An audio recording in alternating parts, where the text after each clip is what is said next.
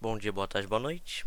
Estamos aqui no Fala Saldanha, então vamos dar continuidade aqui ao nosso estudo sobre a ética no serviço público. Continuidade aqui, agora paramos aqui no comecinho. Antes de começar, na verdade, né, o capítulo 3, então vamos começando aqui então, para não ficar muito longo. Capítulo 3 das férias. Artigo 77. O servidor fará jus a 30 dias de férias, que podem ser acumuladas até o máximo de 2 períodos, no caso de necessidade do serviço, ressalvadas as hipóteses em que haja legislação específica. Parágrafo 1º.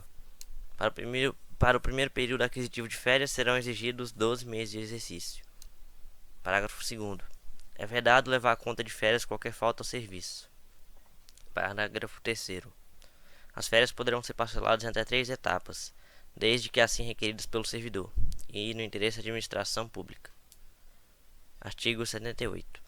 O pagamento da remuneração das férias será efetuado até 2 dias antes do início do respectivo período, observando-se o disposto no parágrafo 1º deste artigo. Parágrafo 1º e 2º foram revogados. Parágrafo 3º. O servidor exonerado do cargo efetivo ou em comissão perceberá a indenização relativa ao período das férias a que tiver direito e ao incompleto, na proporção de 1/12 por mês de efetivo exercício, ou fração superior a 14 dias, incluído pela Lei nº 8.216, de 91. Parágrafo 4º. A indenização será calculada com base na remuneração do mês em que for publicado o ato exoneratório. Parágrafo 5º. Em caso de parcelamento, o servidor receberá o valor adicional previsto no inciso 17 do artigo 7º da Constituição Federal, quando a utilização do primeiro período. Artigo 79. O servidor que opera direta e permanentemente com raio-x ou substâncias radioativas gozará 20 dias consecutivos de férias, por semestre de atividade profissional, proibida em qualquer hipótese a acumulação. Artigo 80.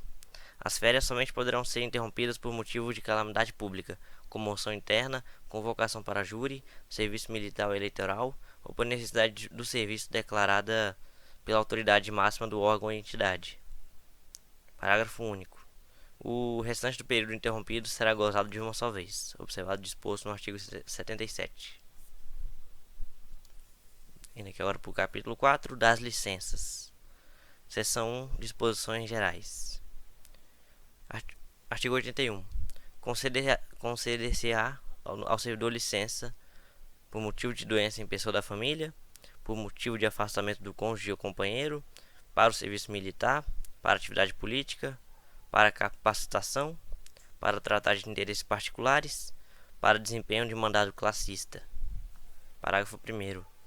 A licença prevista no inciso 1 deste artigo, bem como cada uma de suas prorrogações, serão precedidas de exame por perícia médica oficial, observado o disposto no artigo 204 dessa lei.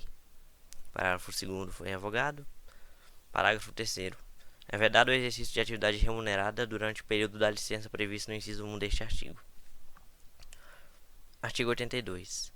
A licença concedida dentro de 60 dias do término de outra da mesma espécie será considerada como prorrogação. Seção 2. Da licença por motivo de doença em pessoa da família. Artigo 83. Poderá ser concedida licença ao servidor por motivo de doença do cônjuge ou companheiro, dos pais, dos filhos, do padrasto ou madrasta e enteado, ou dependente que viva às suas expensas e conste do seu assentamento funcional, mediante comprovação por perícia médica oficial. Parágrafo 1º. A licença somente será deferida se a assistência direta do servidor for indispensável e não puder ser prestada simultaneamente com o exercício do cargo ou mediante compensação de horário, na forma do disposto no inciso 2º do artigo 44. Parágrafo 2º. A licença de que trata o caput, incluída as prorrogações, poderá ser concedida a cada período de 12 meses, nas seguintes condições: por até 60 dias, consecutivos ou não, mantida a remuneração do servidor,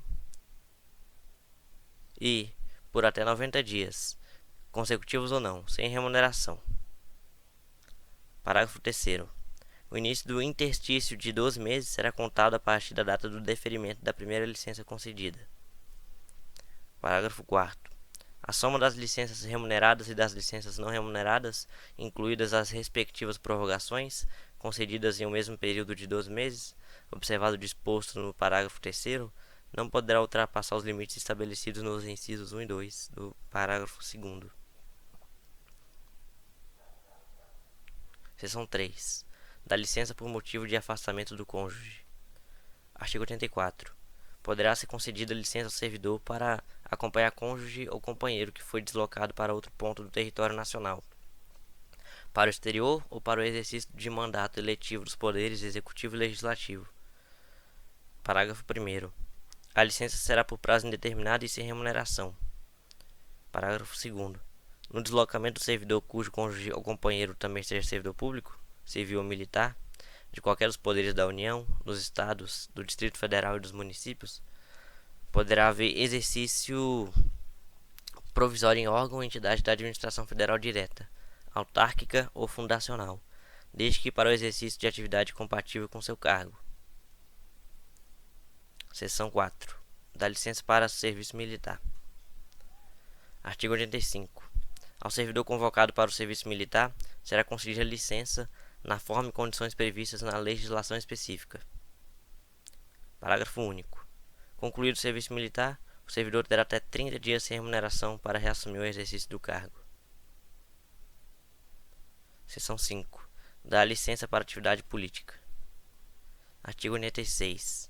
O servidor terá direito à licença sem remuneração durante o período que mediar entre a sua escolha em convenção partidária como candidato a cargo eletivo e a véspera do registro de sua candidatura perante a Justiça Eleitoral. Parágrafo 1º. O servidor candidato a cargo eletivo na localidade onde desempenha suas funções e que exercita cargo de direção, chefia, assessoramento, arrecadação ou fiscalização, dele será afastado a partir do dia imediato ao do registro de sua candidatura perante a Justiça Eleitoral, até o 10º dia seguinte ao do pleito. Parágrafo 2º. A partir do registro da candidatura e até o 10º dia seguinte ao da eleição, o servidor fará jus à licença, assegurados os vencimentos do cargo efetivo, somente pelo período de 3 meses. Seção 6. Da licença para capacitação. Artigo 87. Após cada quinquênio de efetivo exercício, o servidor poderá, no interesse da administração, afastar-se do exercício do cargo efetivo com a respectiva remuneração por até 3 meses, para participar de curso de capacitação profissional. Parágrafo único. Os períodos de licença de que trata o caput não são acumuláveis. O artigo 88 foi revogado, o 89 também, o artigo 90 foi vetado.